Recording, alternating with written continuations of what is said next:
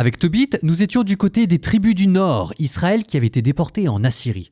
Avec la lettre de Jérémie, nous étions cette fois-ci autour de la tribu de Juda, Jérusalem, qui elle a été déportée à l'Est, à Babylone. Nous en avons terminé avec la lettre de Jérémie, mais on va rester du côté de cette déportation judéenne à Babylone avec un nouveau livre que nous allons lire dans ce deuxième épisode, un grand livre pour un grand prophète, Isaïe. Isaïe a existé, vous me direz, ils ont tous existé, mais lui, il est attesté 625 avant Jésus-Christ, soit techniquement parlant, avant Jérémie. Il aurait prophétisé à Jérusalem à la mort du roi Osias, donc avant l'exil. Normalement, j'aurais dû vous le mettre avant Jérémie, avant l'évangile selon saint Marc, quand on était encore en train de parler de la destruction à venir de Jérusalem. Oui, mais c'est pas une erreur de ma part. Je l'ai fait exprès. Ce qui va être un prophète tellement important que ces prophéties vont être constamment reprises, retravaillées, redéveloppées pendant toute la période exilique. Isaïe, c'est l'exemple même des prophéties faites avant l'exil et retravaillées tout au long de la déportation pour en creuser le sens. C'est là que nous allons voir une nouvelle théologie apparaître. La théologie du peuple en exil, c'est dans ce livre-là que vous allez la voir apparaître. Quoi ? Une nouvelle théologie ? Qu'est-ce qu'il est en train de nous raconter, le frère Paul Adrien ? Ok, je reprends. On avait commencé avec Moïse.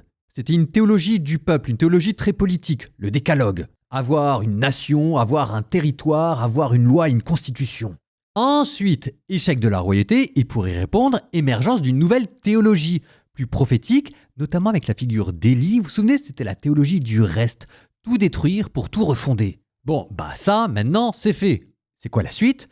La suite, c'est Isaïe. Isaïe, c'est une nouvelle théologie qui va arriver et c'est étonnant de voir comment Dieu s'adapte à l'histoire humaine et comment à chaque fois la révélation progresse, parce que c'est pas Dieu qui change d'avis, c'est la révélation qui progresse. La théologie d'Isaïe, ça va être une théologie messianique, l'apparition d'une figure mystérieuse qui va sauver tout le monde. Un sauveur, un Christ.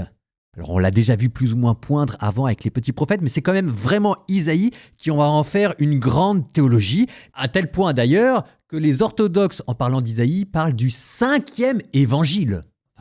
Vous allez voir, il y a des passages entremêlés de plein d'oracles contre les nations, n'empêche qu'il y a des fulgurances, ça annonce la croix.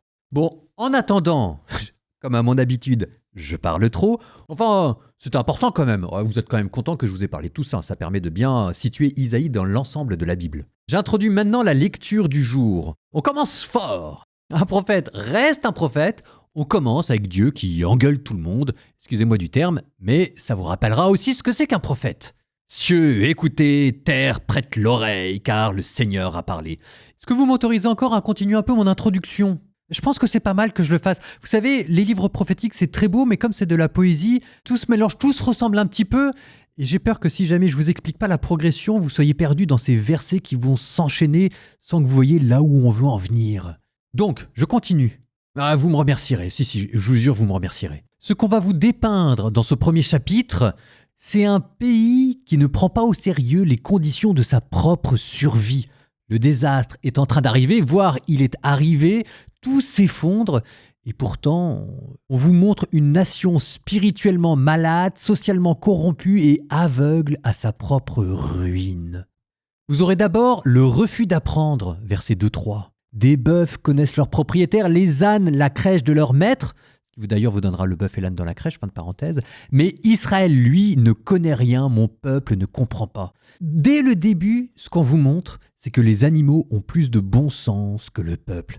Ensuite, on va continuer. Verset 5-6. On vous montre un corps malade, mais dans lequel il n'y a plus aucune réaction.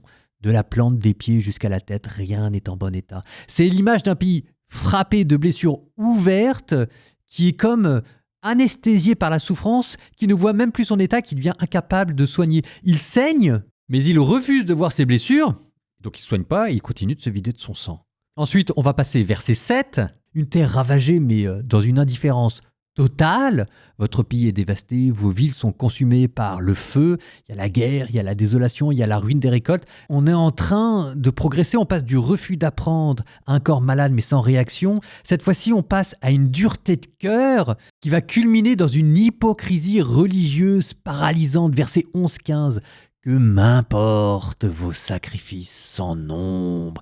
J'en ai assez de vos néoménies, de vos nouvelles lunes, et le peuple qui continue d'aller au temple, qui continue de célébrer des fêtes, qui continue de prier, sauf que tout est vide, mécanique extérieure. Et tout ceci culmine dans l'orgueil d'un peuple qui va à sa perte parce que ses chefs sont dévoyés. On pense que la puissance politique, que les rituels, que les alliances suffiront, et vous avez un système qui est déjà en train de s'écrouler de l'intérieur.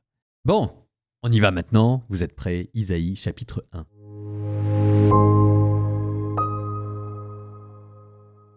Vision d'Isaïe, fils d'Amoz, ce qu'il a vu au sujet de Juda et de Jérusalem, au temps d'Ozias, de Yotam, d'Akaz et d'Ézéchias, roi de Juda. Cieux, écoutez, terre, prête l'oreille, car le Seigneur a parlé. J'ai fait grandir des enfants, je les ai élevés, mais ils se sont rebellés contre moi. Le bœuf connaît son propriétaire et l'âne la crèche de son maître. Israël ne le connaît pas, mon peuple ne comprend pas.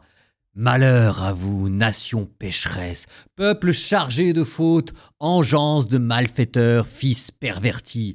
Ils abandonnent le Seigneur, ils méprisent le Saint d'Israël, ils lui tournent le dos. Où faut-il donc vous frapper encore, vous qui multipliez les reniements?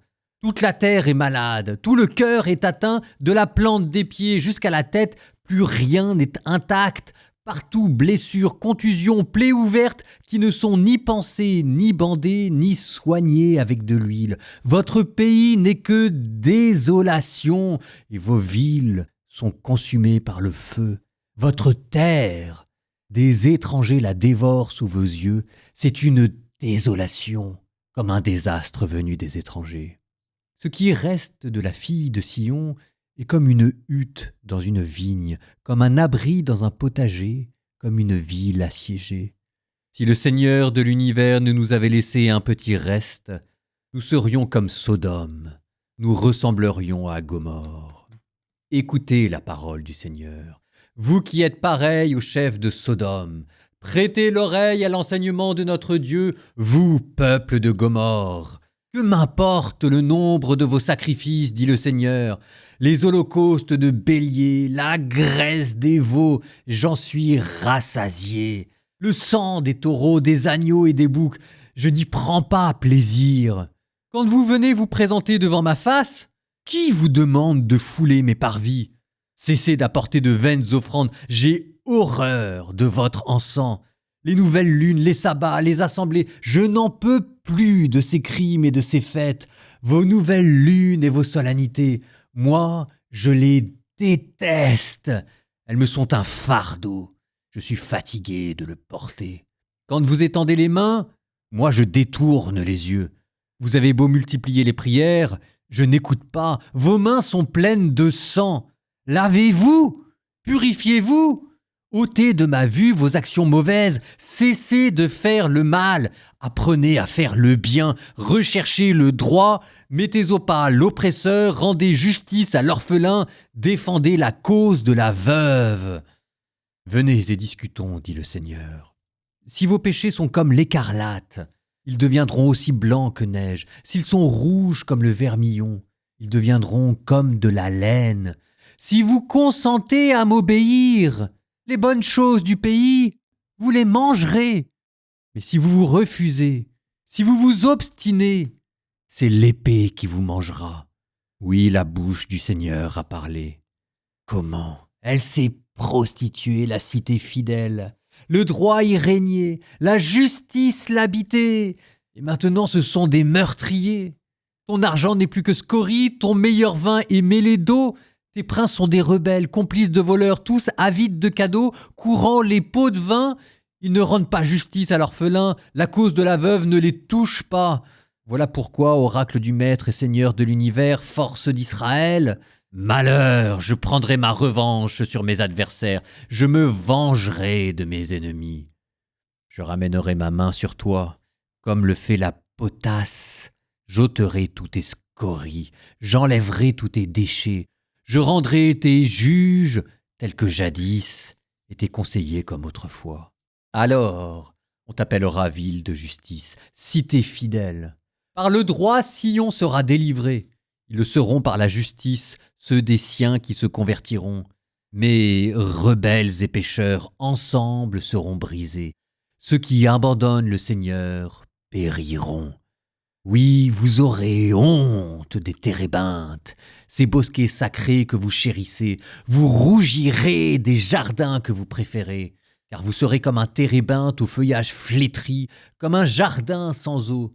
Le colosse deviendra comme de l'étoupe, et son ouvrage une étincelle. Les deux flamberont ensemble, et personne pour les éteindre.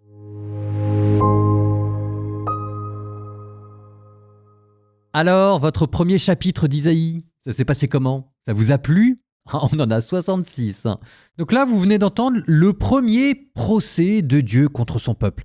Enfin, procès, il n'y a pas vraiment de juge entre Dieu et son peuple. Donc si vous voulez, ça ressemble plutôt à une querelle de couple qu'un procès en bonne et due forme.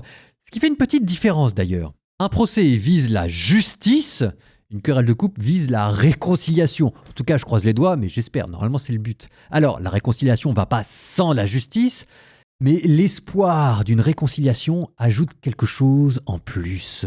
Dieu attrape son peuple, oui, mais il ne l'a jamais répudié. Tenez, j'attire votre attention à titre d'exemple sur quelques versets que vous venez d'entendre. Si jamais vous allez à la messe, si jamais vous pratiquez ce qu'on appelle la religion, c'est des versets que vous avez l'habitude d'entendre, notamment lors de l'Avent. En fait, à chaque fois que l'on veut introduire une pénitence de jeûne et de conversion, on revient à Isaïe chapitre 1.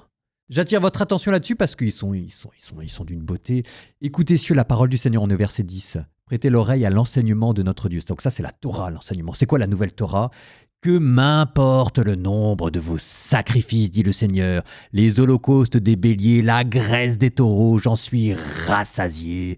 Cessez d'apporter de vaines offrandes, j'ai en horreur votre encens, les nouvelles lunes, les sabbats, les assemblées, je n'en peux plus. Et ensuite, vous avez entendu, venez et discutons, dit le Seigneur, si vos péchés sont comme l'écarlate, ils deviendront aussi blancs que la neige. Vous voyez ce que je vous disais sur la différence entre un procès et une querelle de couple ?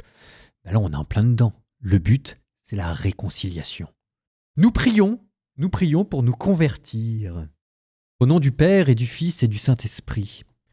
Seigneur, je te demande d'avoir une religion qui te plaise. À travers le culte, à travers la lecture de la Bible, à travers les sacrements, apprends-moi à faire le bien. Apprends-moi à rechercher le droit. Apprends-moi à mettre au pas l'oppresseur. Apprends-moi à rendre justice à ceux qui sont opprimés. Seigneur, apprends-moi à toujours mettre la religion intérieure, la recherche de la vertu, de la justice et de la miséricorde, avant tout l'apparat extérieur. Seigneur, fais de moi un disciple. Il ne suffit pas d'être chrétien, il faut encore, Seigneur, que je sois ton disciple. Mets-moi à ton école.